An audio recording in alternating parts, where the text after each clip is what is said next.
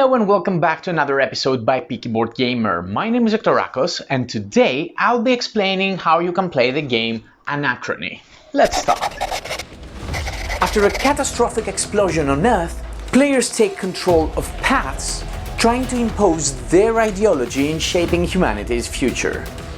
Players will be using workers in various action spaces to gain the required resources to empower their plans. Sending workers on the Earth's surface, however, require the use of exosuits, which players must power up in the beginning of every round. Players will also gain resources from their future selves, but players will then have to use time machines to travel back in time and pay back these resources to avoid timeline anomalies. Players will use resources to purchase buildings that will offer more action spaces and victory points at the end of the game. Victory points will also be awarded from super projects, the player's morale, and from time traveling. At the end of the game, the player with the most victory points will become the dominant path in Anachrony. At first, place the board in the middle of the table using the side depending on your player count as indicated by this symbol. In this example, I'll be setting up the game for 2 players. If this is a 2 players game and you want a tougher game, take one of these tiles and cover this exact hexagon on the board. However, I won't be using it. Then take the evacuation action tile and using this side, cover this area of the board. Create a supply of resources here, a supply of water here, and place the 2 research dice right here. Next, separate the building tiles to the 4 different types, shuffle each stack and place every stack facing upwards next to the board. There is also a 5th type of tiles which are anomalies and should be placed elsewhere, along with the paradox tokens and the paradox die. Shuffle the recruit pool cards and mine pool cards and create 2 face-down stacks. Then create supplies of victory point tokens, energy cores, workers and breakthroughs. Then shuffle the endgame condition cards and randomly place 5 of these cards facing upwards next to the board. The remaining cards will not be used. Then create the timeline using timeline tokens as I show you here. Place 4 timeline tiles, then the meteor impact tile and then another 3 timeline tiles. Then shuffle the super project tiles and randomly place 1 above every timeline tile. Finally, flip the leftmost super project facing upwards. There are 4 different factions and in Anachrony factions are known as paths. Each player now chooses one of the paths and takes the corresponding player and path board. Player boards have 2 sides, an A and a B side, and all players must choose in advance which same side they'll be using during the game. Path boards also have 2 sides, but this does not have to correspond to the selected player board side. You simply flip the path board to randomly select the side. Then players take the rest of their components corresponding to their path. Their banner, 6 exosuits, their warp tiles, their path markers. Players get a morale marker which should be placed in the central space of their morale track, and a time travel marker which should be placed in the first leftmost space of their time travel track. Players gain their starting resources as indicated in this area of their path board. The player's board has 2 columns meant for workers, one for tired workers and one for active workers. As indicated in this area, the player starts the game with 1 tired engineer and another 2 engineers and 2 scientists in the active column. Finally, players select one of their 2 leader cards and place it on this area of their path board. Every leader has a special power indicated in the bottom part of the card. The other card is returned to the box. Now players choose a player at random to be the starting player. This player places their banner on this space of the main board. Each player places one of their path markers beneath the first timeline tile. This marker is known as the player's focus marker. The game is now ready to start. A short pause in the video here to remind you that if you haven't done already, please subscribe to this channel. It costs nothing but really makes a difference to me and this channel. Also hit that bell button so you get notified of all our future videos. The game is played in up to 7 rounds, which in Anachrony are called eras. Each era consists of 6 phases: the preparation phase, the paradox phase, the power-up phase, the warp phase, the action rounds phase, which is the main phase of the era, and finally the cleanup phase. I will now explain each of these phases in detail, and then we will see how the game can end after the meteor impact. The era starts with the preparation phase, and here we do 4 simple steps. The first one is that you flip the super projectile of the next era. Then you go to the building supplies and you shift the top tile, thus creating a second stack right next. Make note that if there are tiles in the second stack, then the shifted tile would fall on top of the other one. Finally, you take 1 card from each one of these 2 stacks. This card will determine the resources supply for this round, and that card will determine the worker supply. If there are any resources from the previous era, these are returned back to the general supply, and then you replenish the spaces of the left column with the resources depicted on the card. Then, on the 3 spaces to the right, you place a green, a yellow and a grey resource as indicated on the board. Again, in the worker supply, if there are any workers from the previous era, these are returned to the general supply. Then you replenish the spaces as indicated on the card. So 1 scientist, 1 engineer, 2 administrators and no geniuses. Both of these cards are returned in the box. They will not be used. Next we have the paradox phase. For this phase to have a meaning, you need to have warp tiles on the timeline tiles, and on the first era you have none of them, so you skip the phase entirely. But let's forward the game to a later round to understand what we need to do in this phase. We are now in the 4th era of the game, and as you can see there are warp tokens on the timeline tiles.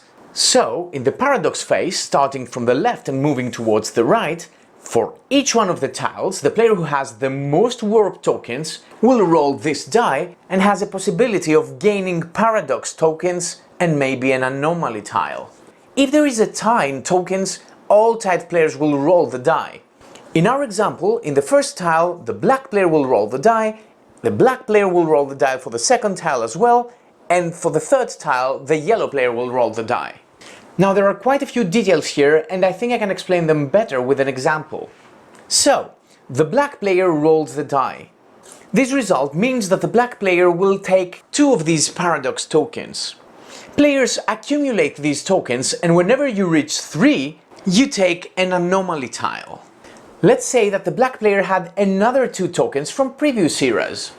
Immediately after you reach or pass 3 tokens, you return all of your tokens back to the general supply, you take 1 anomaly tile, they are all the same, you stop rolling the die for the remaining of the phase, and at the end of the phase, if you took an anomaly tile, you may also remove 1 of your warp tokens from any of the tiles. We now move to the second tile, where the black player should roll again, but avoids the roll because they took an anomaly tile just earlier. So, in our instance, no player will roll the die for the second tile. Finally, in the third tile, the yellow player will roll the die. At the end of the phase, as I said, the black player may retrieve 1 of their own warp tiles. This is also indicated on the anomaly tile. The anomaly tile is placed on the leftmost empty building space on the player's personal board. If all of the spaces were covered, then the player would place the tile on any building tile. This means that the covered building could not be operated until the player got rid of the anomaly. Next we have the power-up phase. Action spaces on the main board require the use of exosuits. In this phase, players must decide how many of these exosuits will be powered. You power up an exosuit by placing a tile on one of these 6 hexes. The top 3 spaces are free, but the bottom 3 spaces require you to spend an energy core. When you're done, you gain 1 water from the supply for each space you did not use. So if, for example, I powered up 4 of my exosuits like that, I would have to spend 1 energy core and I would gain 2 water. This phase is done in a clockwise order, starting with the first player, but players can choose to do it simultaneously to save up time if they are not looking what the other players are doing. Next we have the warp phase. In this phase players gain resources or other goodies from their future selves. Players hide up to 2 of their warp tokens in their hand, and after all players reveal them simultaneously, each player takes all the bonuses and then places all of these warp tokens on the spaces of the current era timeline tile. So the black player immediately gains 1 green resource and also 1 administrator. However, the warp token for the administrator also depicts a cost of 1 water that the player must pay to get the worker. If the player is unable to pay this water, then they could not use this token at all. The yellow player would gain a yellow resource. Other warp tokens are similar. With this one you would gain 2 water, and with this one you immediately power up another exosuit, placing it on any of your 6 spaces without paying any cost. The next phase is the action rounds. It's the most important phase of the era. In this phase, players alternate turns in a clockwise manner, starting with the first player performing actions. There are free actions and worker actions. On your turn, you start by performing any number of free actions. Free actions have this circular shape. You place 1 of your path tokens on the shape, you execute the action, and the token indicates that you cannot use the same free action in the current action phase. After you're done performing free actions, you must then perform an action requiring a worker. If you're unable to perform a worker action, or you don't wish to, then you must pass, and this takes you out from the entire phase for the era. Action spaces on the board are hexagonals. This means that to use them, you must place 1 worker on 1 of your powered up exosuits and then place it on the space, performing the corresponding action. Okay, we have 2 different types of spaces here.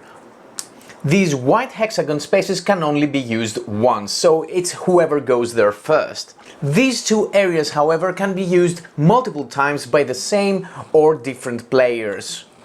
Some of the action spaces indicate a water amount with a black hole beneath it.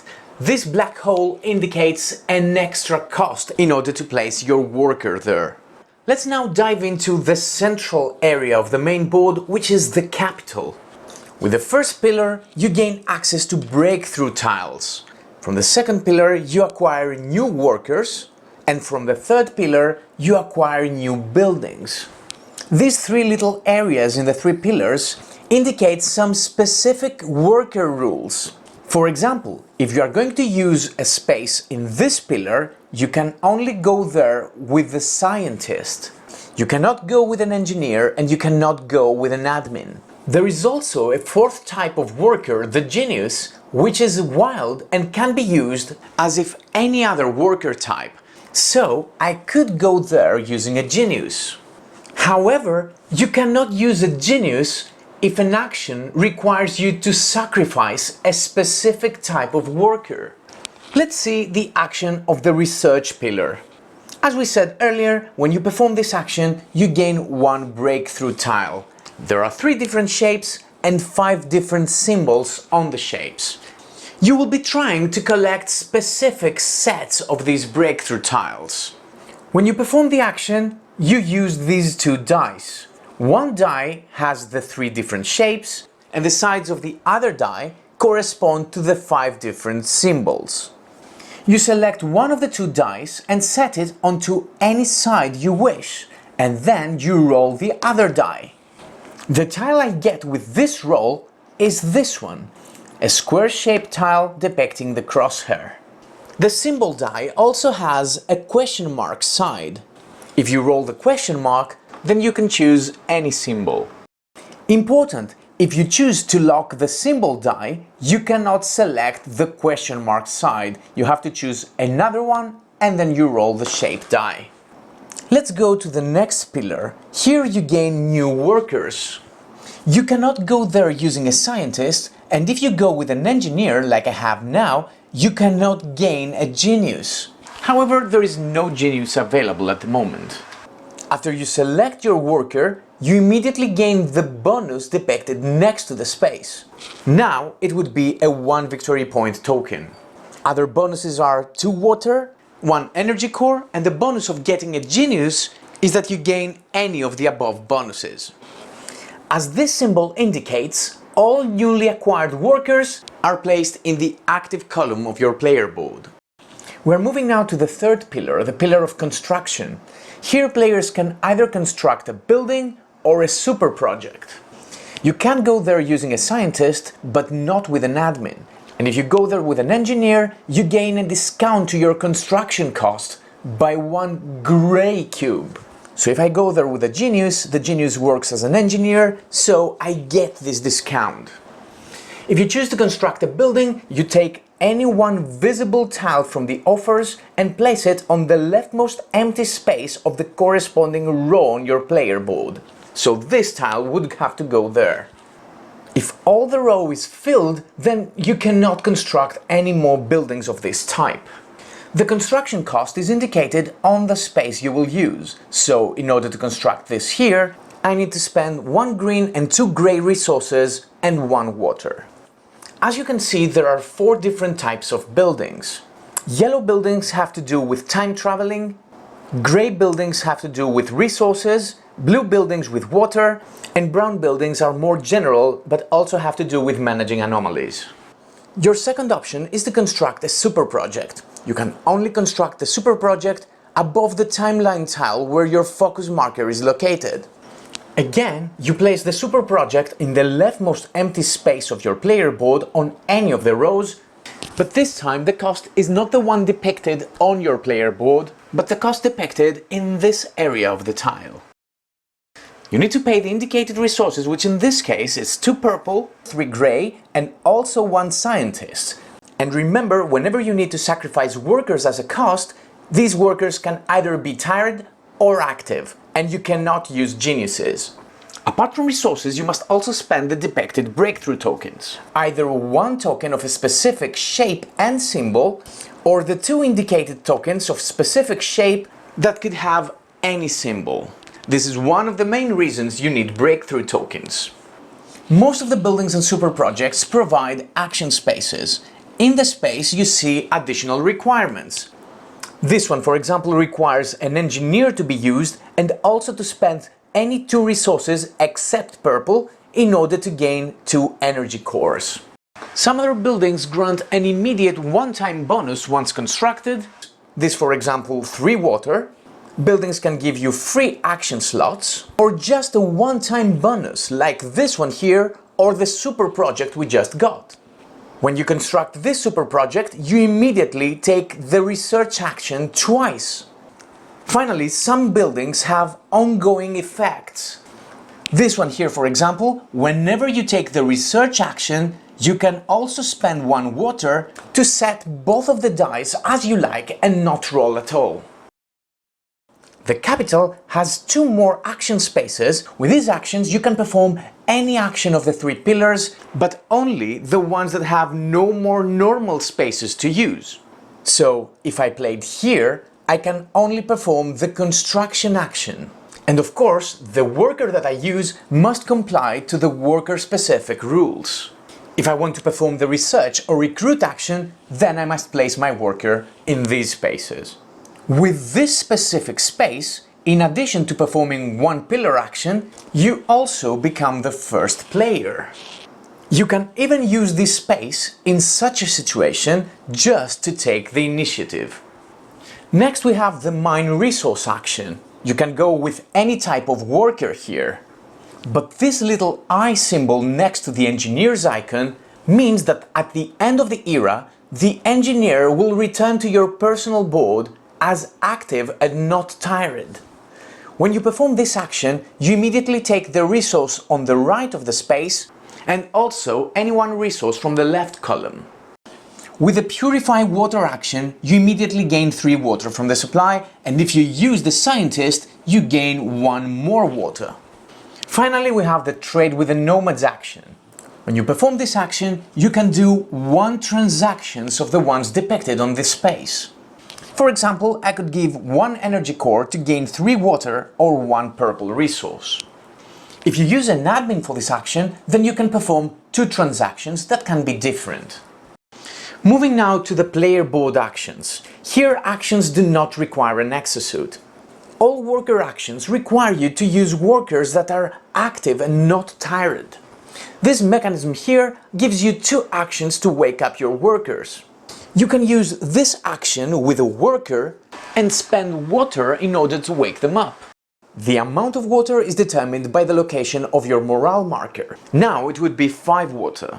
After you spend the water, you move all your tired workers to your active column, and then you move your morale marker 1 space to the right. If your marker is in the rightmost space, then each time you do that, you gain a 2 victory points token. This symbol here means that if you use an admin for the action, the admin will remain active at the end of the era. The other option is to use a free action to force workers wake up.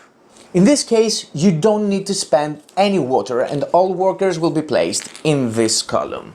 Then the morale marker will be moved 1 space towards the left. If your morale marker is on the leftmost space and you would have to move again, then one of the workers in the active column must be sacrificed.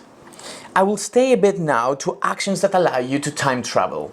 When you perform this action, you can move your focus marker back in time a distance indicated on the action. So now I could go either here or there. Important, this distance always starts from the current era tile and not from the tile where your focus marker is located. After you move back in time, you may immediately repay the asset of one of your warp tiles. If you are repaying the exosuit, then this exosuit must be a powered up exosuit. If you repay a worker asset, then this asset must be in the active column. Then you take the corresponding warp tile and you place it back in your supply. Whenever you travel back in time and also repay an asset, you move your time travel marker 1 space forward. Finally, anomaly tiles also have an action in order to get rid of them. After you spend the costs depicted on the space, you also sacrifice the worker you use and remove the tile. We're moving finally to the cleanup phase. First, players retrieve all of their used workers from all used action spaces and place them in the tired column. The exception to that are spaces that allow the worker to be moved back in the active column. Then you retrieve all of your exosuits from the main board and also all of your path tokens from free action spaces. If you have unused exosuits, you have to remove them, you have to power them up again on the next era. Then you check if you have impact. You have impact after the end of the 4th era. When there is impact, there are a lot of rule changes I will explain in a bit. Then you check if the game has ended. The game can only end after impact, so I will explain how this can happen in just a bit. Finally, you move the focus marker of all players under the timeline tile of the next era and you begin playing it. After the end of the 4th era, there is an asteroid impact. This impact has immediate and ongoing effects to the game. First, flip the evacuation action tile to the other side and place this -3 victory point token to the space depicting your player count, so in the second space in a 2 players game. The other slots for higher player counts are not applicable. Now we see a new evacuation action revealed that I will explain in a bit. After the impact, the capital pillars are collapsing. Take the collapsing capital tiles and separate them according to their type. After you shuffle them, place 2 of these tiles facing upwards on the 2 action spaces of the corresponding pillar. The remaining tiles will not be used. All players immediately use these tiles to cover up these 2 spaces on their player board. Players can no longer use these spaces to power up exosuits. However, if you gain an exosuit from the future, you can place this exosuit on one of these spaces if you have no other space available. After the impact, whenever you replenish resources on the board, you always place a purple resource in the top space, despite what's depicted on the card. After the impact, action spaces grant players with an additional bonus once used. So if I used this action space, I would also move my morale marker one space to the right. I cannot explain all of these bonuses, but you can pause the video now and check them out. After the impact, in the cleanup phase, when players retrieve their workers and exosuits from the main board, the tiles on the actions that were used are flipped to the other side. These action spaces are no longer available. However, a player could still copy a pillar action if there is no other way of accessing it.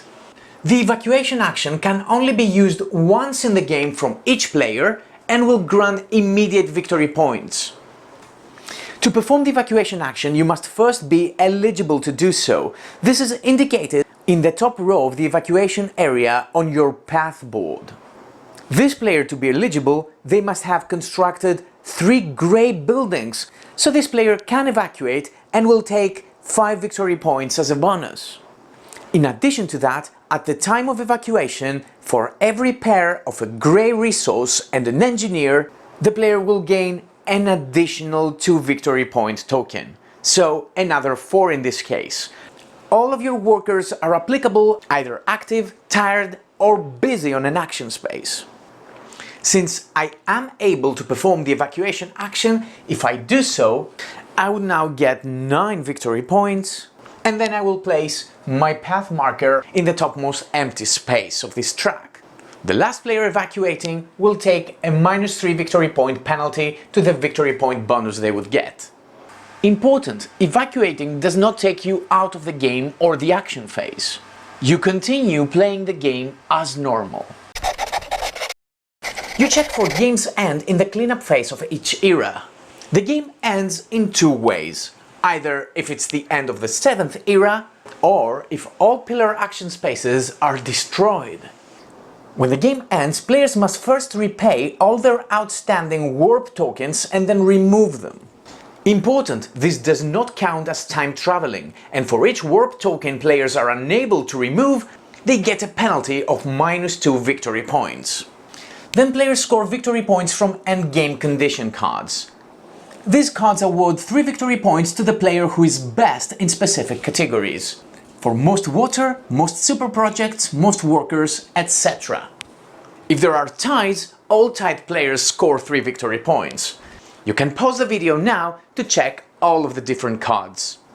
Finally, players tally up all victory points on their victory point tokens, the points depicted on their constructions, and the points depicted beneath their morale and time travel markers. Players also gain 1 victory point for each remaining breakthrough token, and for each set of 3 different shapes, regardless of symbols, the player gains 2 more victory points. So this player gains 6 victory points for the breakthrough tokens. The player with the most victory points is the winner of the game. If there is a tie, then the first tiebreaker is water and the second tiebreaker is most resources. Other than that, all tied players share their victory. And that's how you can play Anachrony. Thanks for watching this video. If you like our videos and want to see more, please subscribe to our channel. Until next time, have fun and play more board games.